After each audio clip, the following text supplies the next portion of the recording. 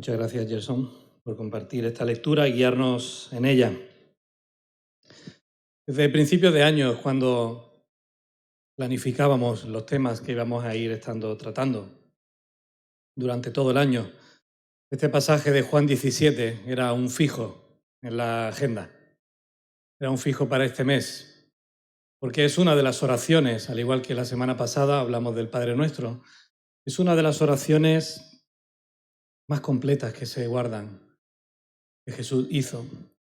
Y cuando estamos estudiando, estamos meditando y reflexionando sobre la necesidad de orar unos por otros y de aprender de Jesús cómo Él oró por los demás. Y cuando el domingo pasado reflexionábamos sobre el Padre Nuestro y el viernes en la velada de oración intentamos ponerla en práctica de una manera dinámica, de una manera que nos llevara a todos a alabar y bendecir al Señor y a presentarnos delante de Él con oración, con súplica, con acción de gracias, de manera individual, de manera personal, de manera conjunta, en parejas, en grupos. Lo que queremos es seguir enriqueciendo nuestra vida de oración. Ese es nuestro objetivo con los cultos de oración. Por eso, en cada culto de oración intentamos meditar en un pasaje de la Biblia que nos hable acerca de algo que podemos aprender e integrar en nuestra vida como parte de nuestra vida de oración. Vamos a hacerlo de una manera u otra, pero queremos que la palabra de Dios sea la que nos enseñe a orar. Porque los discípulos de Jesús pidieron a Jesús, enséñanos a orar. Y creo, no lo puedo asegurar a ciencia cierta, que Jesús no solamente enseñó a orar a sus discípulos a través del Padre Nuestro y con esta oración. Decíamos la semana pasada que estaríamos pensando en la vida de oración de Jesús. Y al final he preferido quedarme en este pasaje, pero toda la vida de Jesús está llena de momentos de oración. Así que no solamente enseñó a sus discípulos con palabras las cuales ellos tenían que integrar en sus vidas a la hora de orar, sino que enseñó a sus discípulos a orar orando. Se levantaba muy de mañana, se iba a lugares desiertos a orar, estaba ministrando, hizo el milagro de la multiplicación de los panes y los peces, alimentó a 5.000 personas y él se retiró a orar. Tenía que elegir a los apóstoles y estuvo toda la noche orando al Señor. Pasó momentos de dificultad en Getsemaní. Fue a orar y a velar, comunicarse con el Padre. Pero de alguna forma, este capítulo de Juan 17 muestra un resumen de todo lo que Jesús hizo cuando oró al Padre, estando en su ministerio aquí en la tierra. Un capítulo amplio, y evidentemente no voy a hablar de todo el capítulo. Es un capítulo del que se han escrito libros enteros solamente hablando del capítulo 17. Recuerdo cuando éramos pastores en Cádiz, cogimos este capítulo 17 para que guiara nuestros cultos de oración. Y estuvimos 39 semanas siguiendo Juan 17, aprendiendo de cada frase, de cada expresión, de cada una de las partes que Jesús estaba orando. Hermanos, cuando hacemos ese ejercicio, sea cual sea con la palabra, encontramos tesoros en la palabra para guiar nuestras vidas. Yo me voy a centrar en los versículos 20 y 21. Porque creo que son dos versículos que nos ayudan a pensar en el tema que estamos desarrollando durante todo el mes de julio, la necesidad de orar los unos por los otros. Y me gustaría que pudiéramos leer estos dos versículos. Sabemos que la oración de Jesús, ese capítulo 17, que algunos han llamado la oración sacerdotal de Jesús, está dividida en tres grandes bloques, ¿verdad? Al principio Jesús ora por él mismo, por su ministerio, porque está a punto de partir, está en los últimos momentos de su vida y quiere prepararse para ese momento. Sabe que va a partir, sabe que va a dejar este mundo, que va a dejar a aquellos a los cuales ha estado ministrando, enseñando y cuidando durante 3 años. Y ora también por ellos y les pide al Padre cosas muy específicas por ellos. Pero a partir del versículo 20, Jesús ora por los que han de creer por el testimonio y por el ejemplo de esos con los cuales Él ha estado. Dice así el versículo 20, no ruego solamente por estos, sino también por los que han de creer por mí, por la palabra de ellos, para que todos sean uno, como tú, oh Padre, en mí y yo en ti, que también ellos sean uno en nosotros, para que el mundo crea que tú me enviaste. Vamos a tener una oración y vamos a pedirle al Señor que nos ayude, ¿verdad?, a profundizar, y que disponga nuestros corazones para que podamos interiorizar su palabra.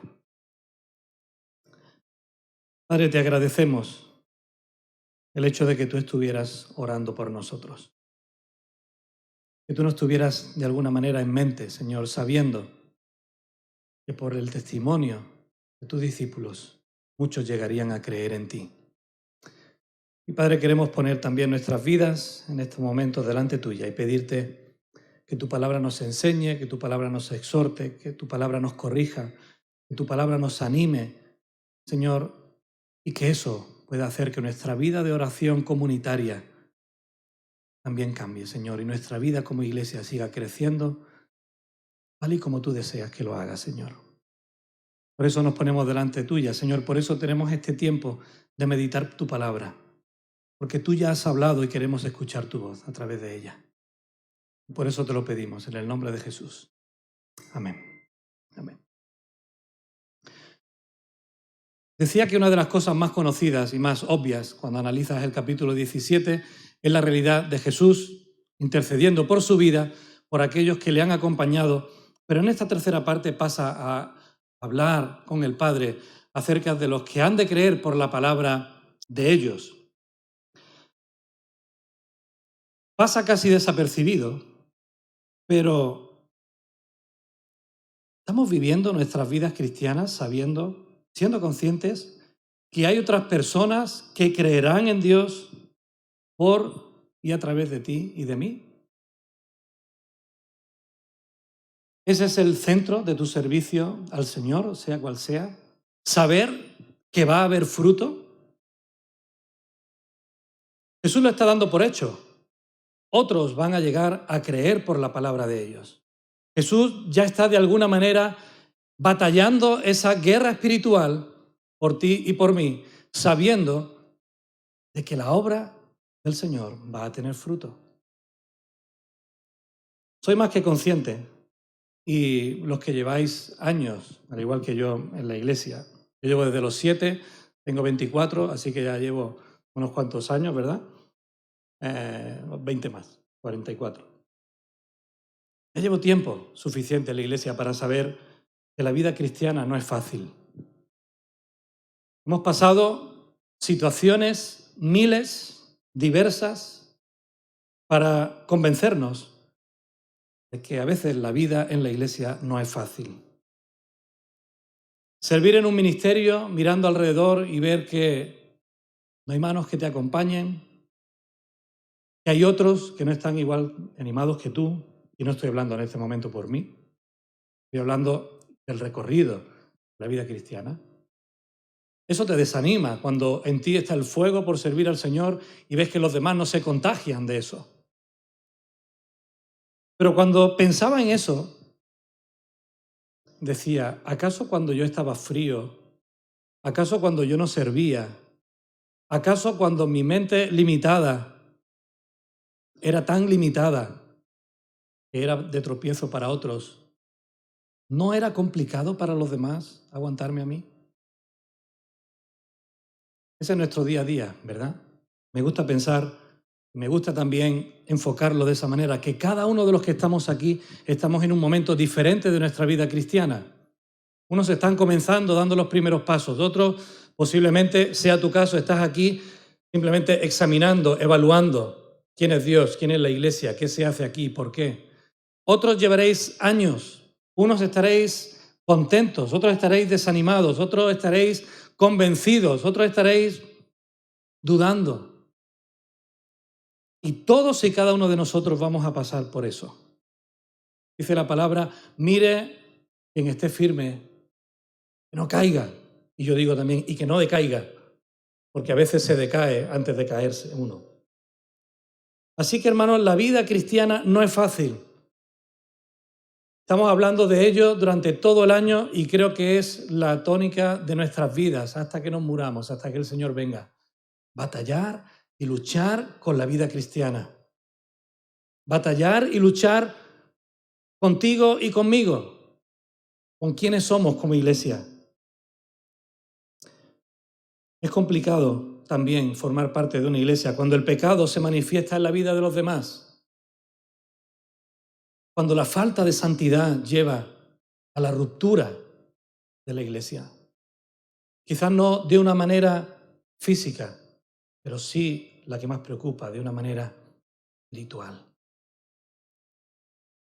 Compañero, precisamente está predicando esta semana, la semana pasada, sobre este pasaje y escribí algo que me llamaba la atención. Satanás le interesa más vernos reunidos que unidos. No lo encuentro en la palabra tal y como está, pero es una reflexión totalmente digna de ser tomada en cuenta.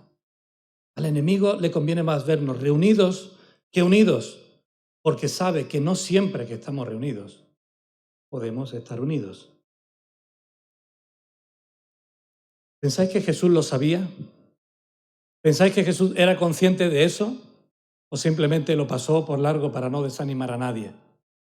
Pues examinad su ministerio. Su incipiente iglesia de 12 más grupo de seguidores, en Hechos de los Apóstoles dicen que eran unas 200 personas. ¿Acaso Jesús no tuvo problemas en el ministerio con ellos? ¿No tuvo que batallar con la poca fe de sus discípulos?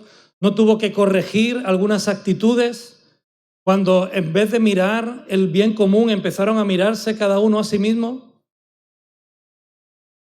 Os invito a que leáis el boletín, los que no estuvisteis el miércoles en el culto de oración, porque es una síntesis de lo que Yolanda estuvo compartiendo el miércoles. ¿Dónde está puesta tu mirada? ¿Y dónde no debe estar puesta tu mirada? ¿Y dónde quiere Dios que pongas tu mirada? Ahí vais a encontrar la esencia de mucho de lo que vamos a hablar en esta mañana. Hermanos, el derrotismo puede apoderarse de nosotros, pero esta oración de Jesús debe ser algo que cambie nuestro chip. Nuestra mente y nuestro corazón deben estar pensando continuamente en la mayor de las recompensas que tú y yo podemos tener en la vida cristiana, y es que otros, a través de nosotros, lleguen a tener un encuentro con Jesús. Que otros, a través de tus palabras y de las mías, puedan alcanzar salvación y vida eterna, puedan conocer ese amor que sobrepasa todo entendimiento. Es el amor incomparable e inigualable de Dios. Que otros crezcan después de haber conocido al Señor, que otros lleguen a entender esa responsabilidad de igual que otros hicieron conmigo, tengo que hacer yo con otros. Igual que hubo alguien a través del cual yo llegué a los pies del Señor, yo tengo que ser ese alguien para los demás. Porque ahí está la esencia de la misión del pueblo de Dios. Hermanos, estas palabras de Jesús nos ayudan a ver la vida cristiana y el servicio al Señor con esperanza. Y Pablo recogió esas palabras en 1 Corintios 15, ¿recordáis? 58. La obra del Señor no es en vano. Todo lo demás nos dice Eclesiastés que es en vano, que la vida no tiene sentido, pero hay fruto en el ministerio. Hay fruto en tu entrega al Señor. Hay fruto cuando tú delante del Señor te dispones a ser de bendición para los demás. Porque hay personas, nos dice esta oración de Jesús, que van a llegar a creer a través de ti y de mí. Así que, hermanos, tenemos que estar animados. Dice Proverbios 24:10, si en el día de la aflicción te desanimas, muy limitada es tu fortaleza. Así que ánimo, ánimo, hermanos, porque la obra que tenemos por delante Es una obra que está batallando Jesucristo y por la cual ya ha dicho al Padre, Padre, te ruego, no solamente por estos, sino por los que han de creer, porque habrá fruto. Esa es la segunda parte de la frase del versículo 20 que me gustaría resaltar. Los que han de creer en mí por la palabra de ellos. ¿Cómo llegarán a creer? Pablo se preguntaba a los romanos, ¿verdad? ¿Y cómo oirán si no hay quien les predique? Porque escuchar la palabra es lo que va a hacer que las vidas de las personas, igual que la tuya y la mía, sean totalmente transformadas. Van a llegar a creer por tus palabras y por las mías, pero no por cualquier palabra. Y para eso tenemos que retroceder a la segunda parte de la oración de Jesús para saber qué tenía Jesús en mente. Desde los versículos 6 al 19, cuando Jesús está orando por sus discípulos, en todo el pasaje lo que resalta es la palabra unidad. Pero del 6 al 19, si hay algo que resalta es mi palabra.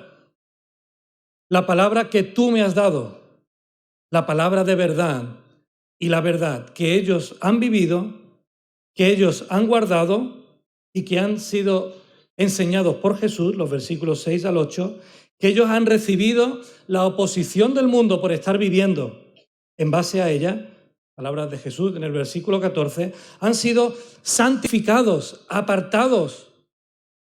Sus vidas están siendo una vida de testimonio para los demás porque están viviendo conforme a esa palabra que han aprendido y que han atesorado en sus corazones. Versículo 17. Y en esa verdad, esa es la verdad en la cual han sido enviados al mundo. Versículo 18, igual que Jesús fue enviado al mundo por el Padre. Así que ellos han sido enseñados por Jesús, han sido acompañados por Jesús, han sido desafiados por Jesús y han sido enviados por Jesús por y con la palabra de Dios.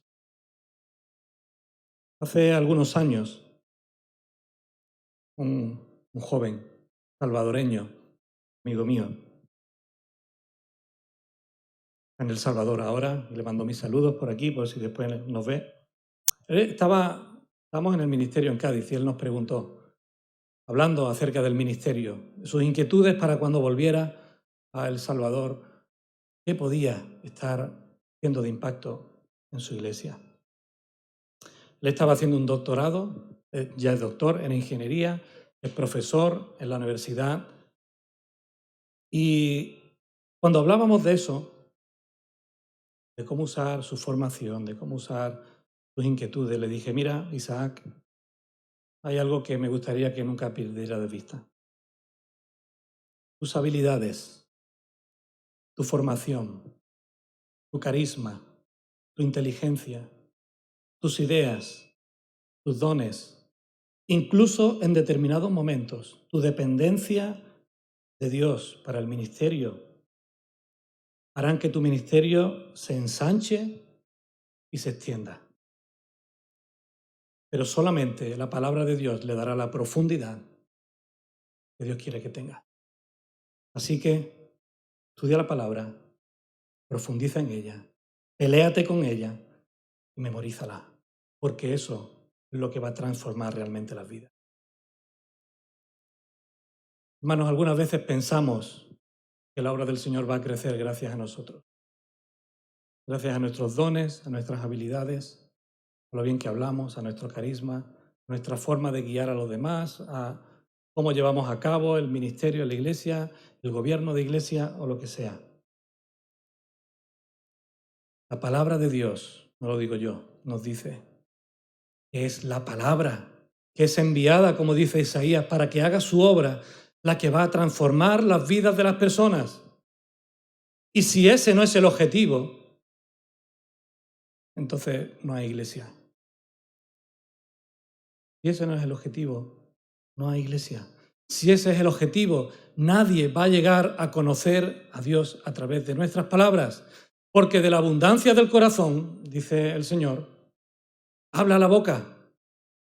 Y si tú no tienes la palabra de Dios abundando en tu vida, en tu mente, en tu corazón, si desde pequeño no la estás estudiando, si desde pequeño no la estás interiorizando, si semana a semana no te estás exponiendo a ella, aunque parezca que no te sirve para nada, si no tienes ese pozo, el Espíritu Santo no la va a sacar en el momento de necesidad. Siempre nos enseñaron en el seminario de que no podemos dar nada que no tengamos. Hermanos, lo mejor que tenemos para dar es la palabra de Dios. De una manera contextualizada, sí. De una manera que los demás lo puedan entender, sí. De una manera acorde a las necesidades de los demás, sí. De una manera actual también. Pero la palabra de Dios, no la nuestra. Porque nuestras palabras se quedan pronto sin argumentos. Pero la palabra de Dios permanece para siempre. Así que, hermanos, si vienes a la iglesia y crees que escuchando mi predicación tu vida va a cambiar, estás equivocado. ¿Sabéis cómo preparo yo el filete, como me gusta decirlo, el alimento del domingo por la mañana? Anhelando y deseando de que sea solamente una pizca que os llevéis para que durante la semana vayáis a la palabra. Un artículo hace no mucho decía que los cristianos promedio no recordamos más de 2 predicaciones que hayan impactado nuestras vidas. Y este artículo, en una revista digital muy conocida, desarrollaba eso, la importancia de las relaciones personales. Y es, creo, la combinación perfecta. Pero cuestionar el estudio de la palabra es cuestionar el modo en que tú y yo aprendemos. ¿Cuántas clases recordáis de cuarto de GB acerca de sumar? De memoria, ¿eh? ¿Cuántas clases recordáis? ¿Hay alguien que recuerde? Su profesora o su profesor de cuarto de GB, y tal día habló acerca de sumar de esto y eso transformó mi vida. ¿Hay alguien, por favor, que me lo diga, que le quiero hacer una entrevista después? ¿Cuántas clases de historia recordáis? Los que habéis pasado por el instituto, ¿cuántas clases de física? Por cómo el profesor la puso, la explicó. ¿Cuántas clases de termodinámica, los que hayáis estudiado eso en la universidad? ¿Cuántas clases de pedagogía? ¿Cuántas clases de derecho? ¿Cuántas clases de ingeniería recordáis? Yo recuerdo 1 o 2. Posiblemente igual que 1 o 2 sermones. Pero ¿sabéis una cosa? A mí no me dieron un título en la universidad porque yo dependí de lo que mis profesores me enseñaron y después lo puse en un examen. Yo tuve que después ir, batallar los apuntes, memorizarlos, subrayarlos, esquematizarlos, aprenderlos, vomitarlos, otras veces escribirlos. Y si al final me dieron un título, es porque les supe transmitir aquello que yo había aprendido hora tras hora, tras hora, tras hora en mi casa.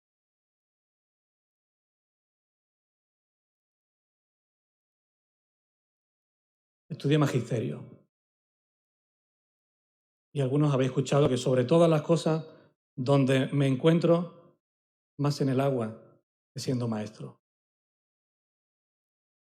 Hermanos, mi función aquí, los 35, 40 o alguna vez 50 minutos de exposición de la palabra, no tenéis ni idea si pensáis que yo lo que pretendo es que os quedéis con eso. Pretendo guiaros, que vosotros estudiéis la palabra y la profundicéis. ¿Sabéis por qué? Yo no sé cuánto voy a durar. Igual uno de estos días me pega un bombazo el corazón y ya. Un día de esto la tensión se me dispara de nuevo y ya. Un día de esto el Señor me llama a su presencia y ya. Un día de esto el Señor me llama a otro sitio y ya. Hermanos, sea quien sea, el único que permanece para siempre es el Señor. El único que transforma vuestra vida es el Señor. Así que pasad de mí, si queréis, todo lo que queréis, pero no paséis del Señor. Porque Él es el único que hace la obra a través de su Santo Espíritu por su palabra.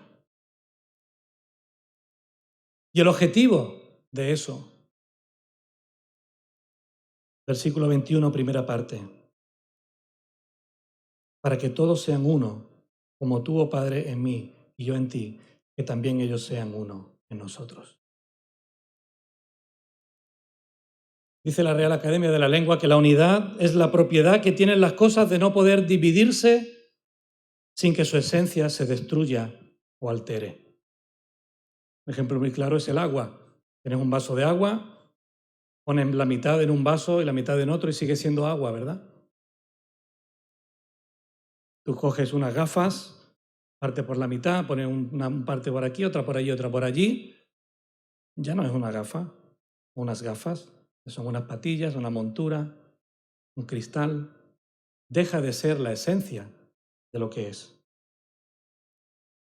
Mirad, hermanos, en este pasaje, la unidad de la Iglesia es un reflejo de la unidad de Dios. Padre, Hijo y Espíritu Santo son uno. Como yo en ti y tú en mí, que así sean uno. La unidad de la Iglesia es dada por Dios. Depende de Dios, porque Él es quien nos une. Recordáis la semana pasada, el Espíritu Santo está en todos nosotros, pero también está aquí con nosotros como cuerpo suyo que somos. Esa unidad está fundamentada en Él. Y si quitamos a Dios de nuestras vidas o de nuestra iglesia, la iglesia deja de ser lo que es. Sin embargo, al igual que pasa con el amor, del cual habla también el Señor, pero ya hemos hablado en el mes de enero, tenemos que luchar por mantenerla. Tenemos que trabajar para mantenerla. El ejemplo lo tenemos en la iglesia naciente, Pentecostés, en Hechos 2, capítulo 1. Cuando llegó el día de Pentecostés, estaban todos unánimes juntos. Algunas traducciones, y me da pena que es la que más me gusta, la Nueva Versión Internacional dice, estaban reunidos en un mismo lugar. Y se queda tremendamente corto en el sentido original de la expresión. Estaban juntos en un mismo lugar, pero estaban unánimes, con un mismo sentir, con un mismo corazón, con un mismo deseo.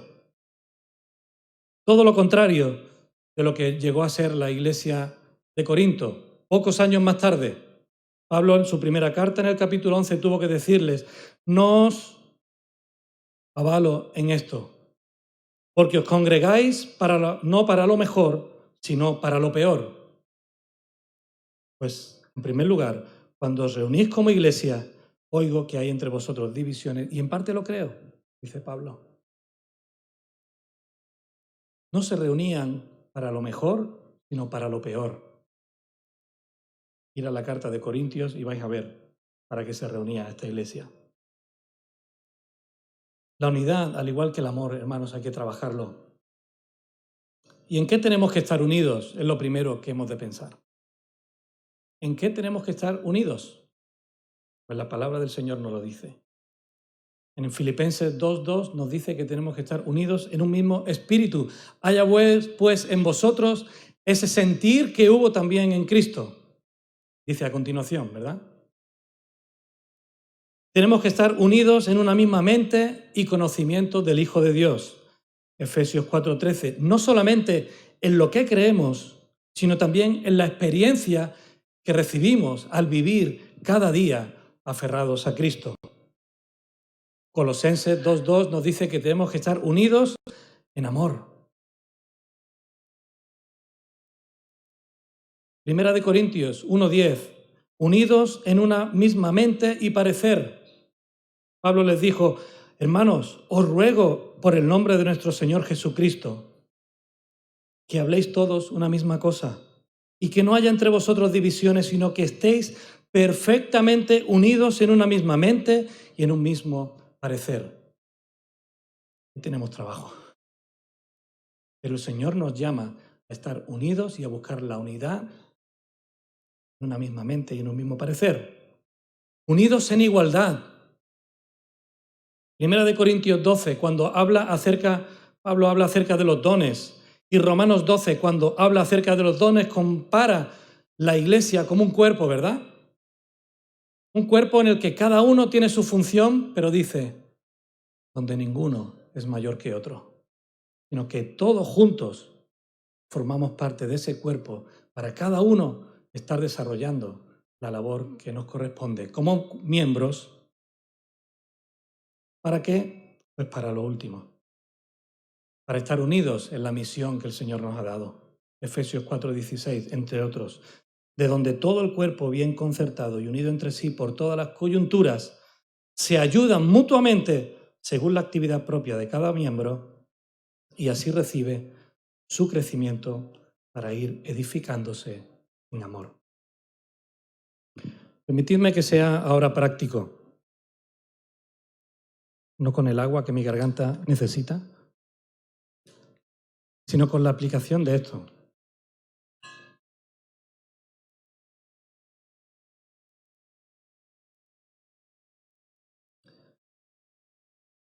En estar unidos, tal y como la palabra nos dice, reside el secreto de la iglesia local y de la membresía de la iglesia.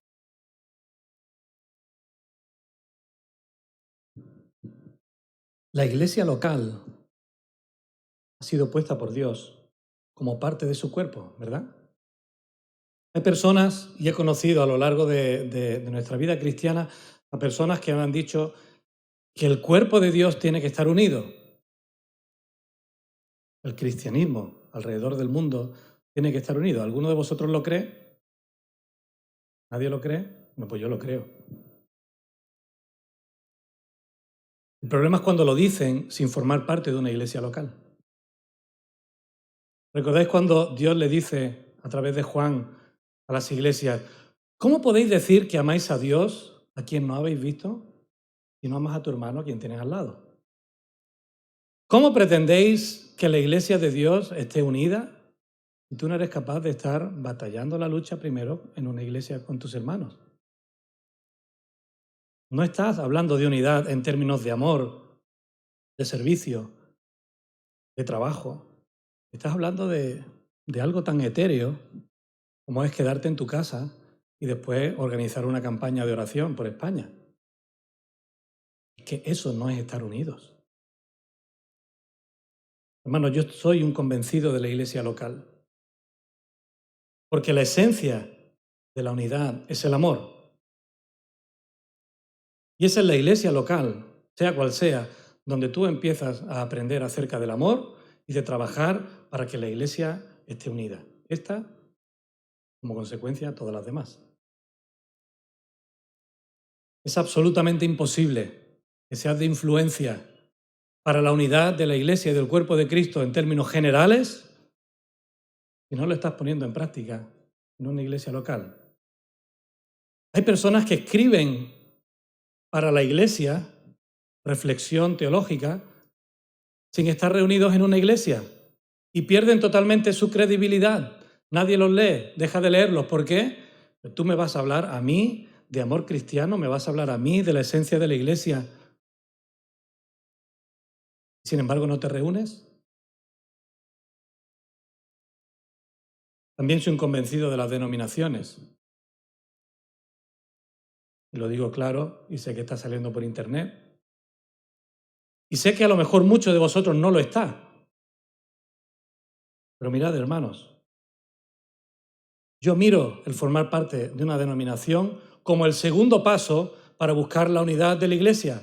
Porque si no soy capaz de reunirme y trabajar junto a aquellos que tienen un mismo espíritu, una misma fe, una misma doctrina, un mismo pensamiento, un mismo posicionamiento y una misma misión, ¿dónde lo voy a hacer? ¿Con el que difiere acerca de que el Espíritu Santo sea divino? ¿Con quien difiere que Dios es uno, con quien dice que hay que tener 2, 3 o 4 bautismos en la vida. ¿Cómo voy a buscar la unidad con ellos si ni siquiera soy capaz de tenerla en la práctica con aquellos que piensan lo mismo que yo? Pero no levanto un muro de separación con los demás. Y por eso como Iglesia estamos totalmente integrados en el Consejo Evangélico de Aragón, en el CEAR. ¿Para qué? ¿Para cada semana ir a una reunión de pastores? No, para eso no estoy. Para cada mes planificar y ver qué hacemos juntos, para que más personas lleguen a conocer al Señor en Aragón, para eso sí. Para fiestas, pues bueno, para fiestas me voy con mi amigo. Pero no, fiesta no estamos para proclamar el Evangelio, ¿verdad? Por eso animamos a las personas que nos visitan que no sean eternos visitantes, que remanguen, como se dice en Andalucía, que se pringuen de barro, que unan sus esfuerzos, que formen parte de una comunidad en la cual crezcan y hagan crecer a los demás. Por eso en octubre iremos a una convención de la UEBE para unificar criterios con nuestras iglesias hermanas. Pero no para decir, no, nosotros somos bautistas y aquí no entra nadie. Bueno, eso sobra. Y quien piense eso, evidentemente nunca va a estar buscando la unidad de la iglesia.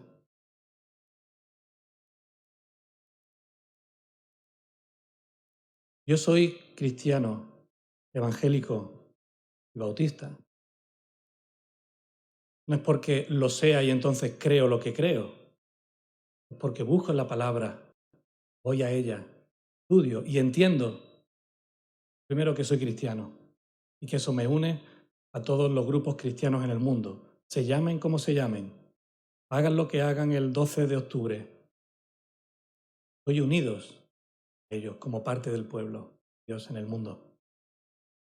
O si soy evangélico es porque me identifico con la reforma protestante y con los valores de la libertad religiosa, con los valores de que la palabra de Dios sea la fuente de toda inspiración y de toda vida en la práctica. Y si soy bautista es porque creo en un tipo de gobierno, en un tipo de enseñanza que me une a otro grupo de hermanos desde 1622. Pero eso no es para que pongamos letreros que nos dividan como parte del cuerpo, sino que entendiendo la diversidad seamos capaces de luchar por la unidad. Ahí sí llega la unidad de la iglesia. Pero antes, creo que tenemos que empezar a trabajarla en nuestras vidas con el Señor, nuestra iglesia con el Señor y donde Él nos ponga con el Señor. ¿Y por qué enfatizo esto? Por lo que dice el punto número 4. Al final del versículo 21. Para que el mundo crea que tú me enviaste. Cuando vamos a Hechos de los Apóstoles, al capítulo 43 al 47, encontramos una iglesia unida en todos los sentidos que hemos estado hablando, en espíritu, en una misma fe y conocimiento del Hijo de Dios, en un mismo amor, en una misma mente y parecer, en igualdad y unidos con una misma misión. Es el resultado de lo que habían vivido, pero como resultado, Lucas nos dice algo precioso. Y cada día el Señor añadía a su iglesia, ¿a quiénes? Los que habían de ser salvos. Hermanos, la obra es de Dios. El crecimiento lo da Dios. Y es el Espíritu Santo quien nos convence de justicia y de juicio. No somos nosotros. De hecho, Jesús comparó el reino de los cielos como una planta, una semilla que está ahí y que quien la siembra, ¿qué hace? Va por la noche y se va a dormir. Y cuando llega de día ha crecido. No depende de quién la ha plantado, depende de Dios. Es quien da el crecimiento. Ahora, eso sí, un mundo roto solamente puede ser impactado por una iglesia unida. Y nuestro mundo está roto. Y solamente si como iglesia estamos unidos, vamos a impactar Bueno, yo creo tremendamente en esas palabras de que el Señor añadía cada día a la iglesia los que habrían de ser salvos. Cuando como iglesia estamos viviendo en los valores del reino de Dios que hemos orado, que venga tu reino y que forme parte de nuestras vidas y de nuestra iglesia, el Señor va a enviar a las personas que tengan que conocerle. Porque Él no va a enviar a nadie que le esté buscando a un lugar donde no le pueda encontrar. Por eso el Señor tiene palabras tan fuertes hacia los que causan división en la iglesia. En Romanos 16, 17 dice, os ruego, hermanos, que os fijéis, ya hablaremos de juzgar, ¿vale? Pero que os fijéis en los que causan divisiones y tropiezos en contra de la doctrina que vosotros habéis aprendido y que os apartéis de ellos. Y después a Tito le dice, al hombre que cause divisiones, después de una y otra amonestación, deséchalo. Porque está atentando contra la esencia de quién es Dios. Es un Dios santo y que es un Dios unido con su pueblo. Un Dios que quiere que su pueblo permanezca unido. Para finalizar, ¿cómo podemos tú y yo esforzarnos por mantener la unidad de la Iglesia? Porque sí, hemos dicho que es una realidad que Dios ya tiene en sí, que forma parte de nosotros como esencia, pero que tú y yo tenemos que trabajarlo para no ser uno de esos que causemos división, que nos tengan que apartar. Pues creo que el primer punto es desearlo. Si tú deseas que tu iglesia permanezca unida, ya está fomentando la unidad de la iglesia. A veces no estamos unidos porque no queremos estar unidos. Y ahí, de nuevo, os invito a mirar y leer el boletín. Cuando nos miramos nuestro ombligo, tan precioso, tan cuidado, dejamos de mirar lo de los demás. Cuando buscamos nuestro beneficio, que se impongan nuestras ideas, que prevalezcan nuestros posicionamientos, sin terminar de aceptar las decisiones que tomamos entre todos, sin pensar y evaluar las consecuencias que pueden tener para la Iglesia, entonces estamos poniendo nuestra mirada en otro lugar, pero no estamos mirando cada uno por lo de los demás, sino por lo nuestro propio. Así que si tu pensamiento está fijado en querer mantener la unidad y en que tu aportación sea de beneficio y de bendición para los demás, únete.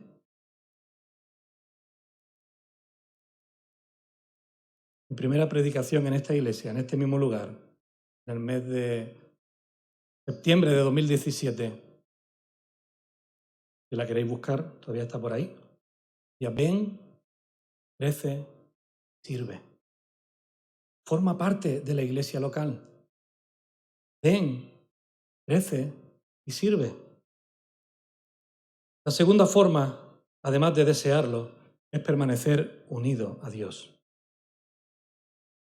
Jesús oró para que sean uno en nosotros. Es decir, que la unidad, vuelvo a repetir, está con Dios. Y si tú permaneces unido a Dios, Él te va a dar sabiduría y arreglará cualquier desunión que pueda haber entre nosotros. Pero hay que permanecer unido al Señor. Y hay que hacer un esfuerzo, y hay que trabajar, y hay que sentarse, y hay que hablar, y hay que dialogar. ¿Para qué? Para llevar a la práctica lo que la palabra de Dios nos dice. Es su deseo, los que hemos creído, permanezcamos unidos. Y en tercer lugar, a través de la oración. Porque Dios pide que oremos unos por otros. Dios pide y nos enseña a orar por nosotros. Nos enseña a orar por nuestra iglesia. Nos enseña a orar por los demás. Y dice, devuelve mal por bien. Y el mejor bien que le podemos hacer a alguien a quien no soportamos mucho es orar por él. Decirle, Señor, cambia mi corazón, cambia mis pensamientos, también los suyos, por favor, pero empieza por mí. ¿Verdad? y ayúdame a entenderle, ayúdame a comprenderle y ayúdanos a poder vivir en unidad. Pide a Dios que te ayude a estar unido a Él para permanecer unido a los demás. Porque separados de Dios, dice el capítulo 15 de Juan, nada podemos. Así que, hermanos, esa es mi oración por ti, por mí, por la Iglesia. Que permanezcamos unidos, en primer lugar al Señor, porque es entonces cuando Él va a traer bendición y vida eterna entre nosotros. Es cuando estemos viviendo eso, cuando continuemos viviendo eso, que el Señor va a añadir a la Iglesia a los que han de ser salvos. Así que prepara tu vida, estudia la palabra, profundiza en ella, aplícala en tu vida, porque eso es lo que va a hacer que los corazones de la gente que lo necesita sean transformados y puedan llegar a lo que todo cristiano debería querer y el Señor espera, para que el mundo crea que tú me enviaste. Amén.